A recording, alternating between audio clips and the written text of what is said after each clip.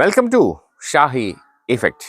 അപ്പോൾ കൂട്ടുകാരെ, റബ്ബർ തോട്ടത്തിനിടയിലും കാപ്പിക്കുരു, അതായത് കാപ്പിച്ചെടി വളരുമെന്നതിൻ്റെ ബെസ്റ്റ് ഉദാഹരണമാണ് ഞാനീ കാണിക്കുന്നത്.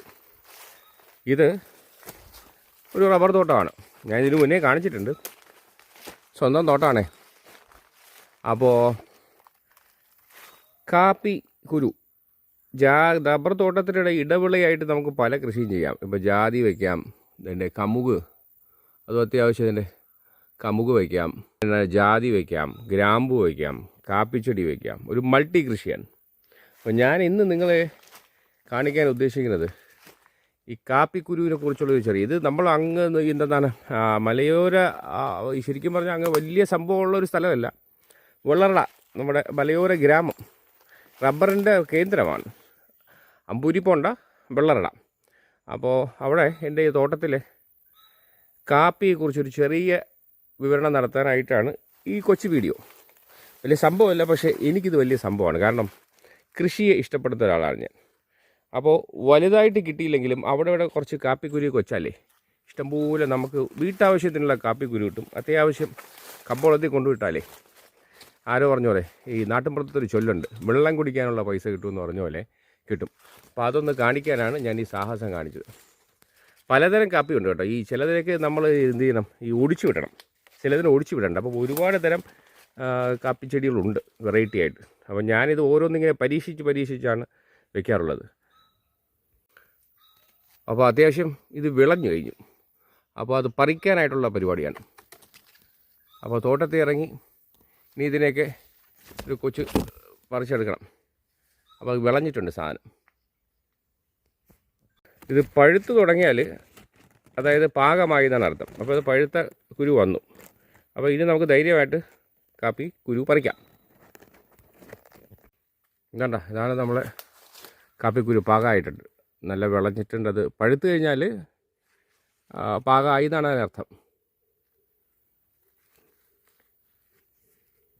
നല്ല സ്റ്റൈലെ കളറല്ലേ. എന്നാണ് റബ്ബർ തോട്ടത്തിൽ കാപ്പിക്കുരു മാത്രമല്ല, നമ്മുടെ എന്താണ് കാന്താരി മുളകെന്ന് പറയും, ആ സാധനം വരെ കിട്ടും. അപ്പോൾ റബ്ബർ തോട്ടമാണെന്ന് കരുതി ഒന്നും പാഴാക്കരുത്. കിട്ടുന്ന ഗ്യാപ്പിന് എന്നാ ചെയ്യണം, ഇതൊക്കെ നട്ടുപിടിപ്പിക്കണം. ശരിക്കും കാന്താരി മുളകേ ആയിട്ടുണ്ട്.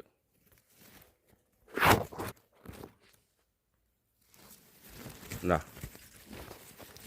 വല്ലപ്പോഴൊക്കെ പറമ്പിലൊക്കെ ഇറങ്ങിയാലേ ഇതൊക്കെ പറിച്ചെടുക്കാം.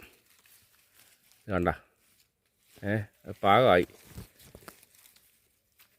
പറിച്ച് ചെയ്യാം. ഇവിടെയുണ്ട്, സംഗതിയൊക്കെ ആയിട്ടുണ്ട്. എന്താ ഏ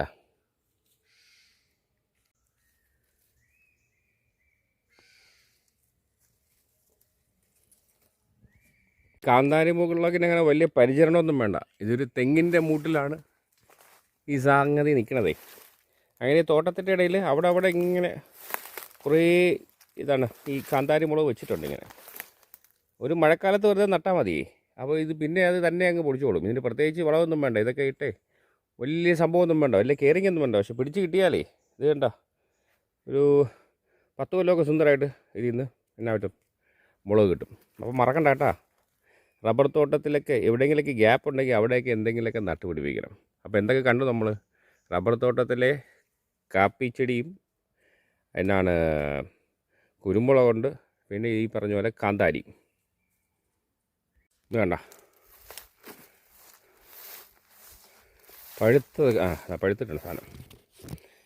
റബ്ബർ തോട്ടത്തിൽ കാന്താരി മുളകും കുരുമുളകും മാത്രമല്ല, ഞാമ്പത്തൈ വരെ വയ്ക്കാം. ഇതേ വേണ്ട, ജാമ്പത്തൈ ഇടയ്ക്കിടയ്ക്ക് വരുമ്പോൾ അതും കായ്ച്ച് നിൽക്കാറുണ്ട്. പ്ലാവിൻ്റെ തൈയൊക്കെ പിടിപ്പിച്ചിട്ടുണ്ട്.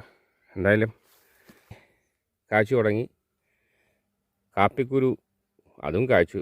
ഇതുപോലെ ഇടവിള കണ്ടല്ലോ, ഈ പറഞ്ഞ എന്നാണ് കുരുമുളക്, ഈ കാന്താരി മുളക്. അടിപൊളിയല്ലേ? എന്നാ ഭംഗിയാണ്.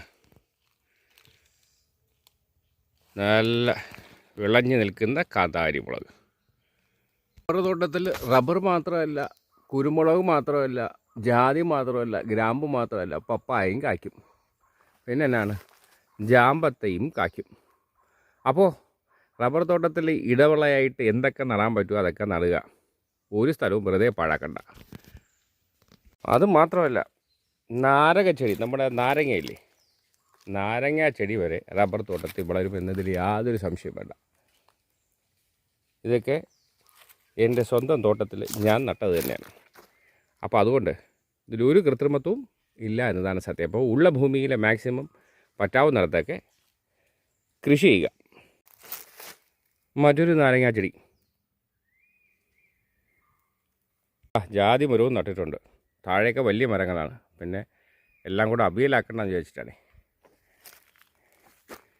ജാതിത്തെ നട്ടിട്ടുണ്ട്.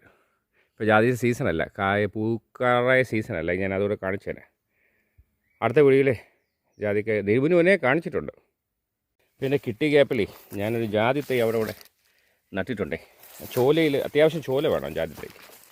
അപ്പോൾ ഇതൊക്കെ ഒരു 8 കൊല്ലം ആകുമ്പം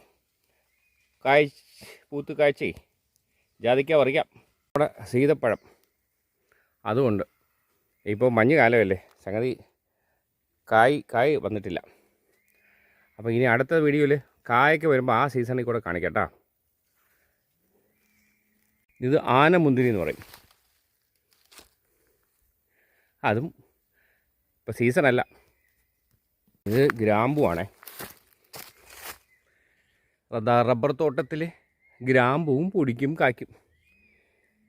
അപ്പോൾ മൾട്ടി കൃഷി കിട്ടുന്നിടത്തൊക്കെ ഇതൊക്കെ നട്ടുപിടിപ്പിക്കുക.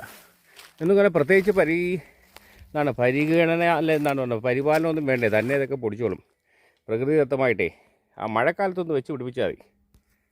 അതേ പറമ്പി ഇറങ്ങിയപ്പോൾ ഇന്ന് കിട്ടിയ സംഭവങ്ങളാണ്, ദൈവം തന്ന എന്താണ് കാപ്പിക്കുരുണ്ട്, കുരുമുളകുണ്ട്, ജാതിക്ക കിട്ടി, പിന്നെ എന്നാണ് കാന്താരി മുളക് കിട്ടി. അപ്പോൾ തോട്ടത്തിൽ വല്ലതൊക്കെ നട്ടു വെച്ചാലേ ഇതുപോലെ നടക്കാനിറങ്ങുമ്പോൾ കൈ നിറയെ വീട്ടാവശ്യത്തിനുള്ള സംഗതിയായിട്ട് വീട്ടിൽ ചെല്ലാം. ഒറ്റ സങ്കടമേ ഉള്ളൂ, ഇവിടെ ഒന്നും വാഴ വയ്ക്കാൻ പറ്റില്ലേ. വാഴ വെച്ചാൽ എന്നാ പറ്റുമെന്നറിയാവോ, പന്നി ശല്യമുണ്ട്, പന്നി ചൊക്കൻ്റെ ശല്യമുണ്ട്. ആ ഒരു സംഭവം. നേരത്തെ ഞാൻ വാഴയൊക്കെ ഇടയ്ക്കിടയ്ക്ക് ഗ്യാപ്പിലൊക്കെ വെക്കുമായിരുന്നു, നല്ല കൊല കിട്ടിക്കൊണ്ടിരുന്നു. അപ്പോൾ പന്നി വന്നപ്പോൾ വാഴയ്ക്ക് വലിയ സങ്കടമായിപ്പോയി. അല്ലെങ്കിൽ വീട്ടാവശ്യത്തിനുള്ള കൊല വീട്ടിൽ നിന്ന് കിട്ടും. ശരിക്കും പറഞ്ഞാൽ ഒരു അല്പം ഭൂമി ഉണ്ടെങ്കിൽ ഒരേക്കറായാലും, ഈ ഗ്രാമപ്രദേശങ്ങളിലൊക്കെ ഒരേക്കർ എന്ന് പറഞ്ഞാൽ വലിയ സംഭവമൊന്നുമില്ല. എല്ലാവർക്കും ഏതാണ്ട് ഒരേക്കറിൽ കൂടുതൽ പറമ്പുണ്ട്. അവിടെയൊക്കെ വിലയും കുറവാണ്. അപ്പോൾ ഇവിടെയൊക്കെ കിട്ടുന്ന സ്ഥലത്തൊക്കെ എന്തെങ്കിലുമൊക്കെ നട്ടുപിടിപ്പിച്ചാൽ ഒരു കുടുംബത്തിന് ആവശ്യമായ സാധനങ്ങളൊക്കെ സുക്ഷിപ്തമായിട്ട് കിട്ടുമെന്നതിൽ യാതൊരു സംശയം വേണ്ട. ഈവൻ നമ്മളെ പുളിഞ്ചിക്ക വരെ ഈ തോട്ടത്തിലുണ്ട് എന്നതാണ് പ്രത്യേകത. അപ്പോൾ വീഡിയോ ഇവിടെ അവസാനിപ്പിക്കുന്നു. മനസ്സിലായല്ലോ. ഉള്ള സ്ഥലത്ത് മാക്സിമം സ്പേസിൽ എന്തൊക്കെ വെക്കാൻ പറ്റുമോ അതൊക്കെ വെക്കുക. വീട്ടാവശ്യത്തിനുള്ള അത്യാവശ്യം പച്ചക്കറിയും ഈ പറഞ്ഞ ഇങ്ങനത്തെ സാധനങ്ങളൊക്കെ നമുക്ക് നമ്മുടെ പറമ്പിൽ നിന്ന് തന്നെ ഉൽപ്പാദിപ്പിക്കാൻ പറ്റും എന്നതിൻ്റെ ഏറ്റവും ബെസ്റ്റ് ഉദാഹരണമാണ് ഞാൻ ഈ പറഞ്ഞത്.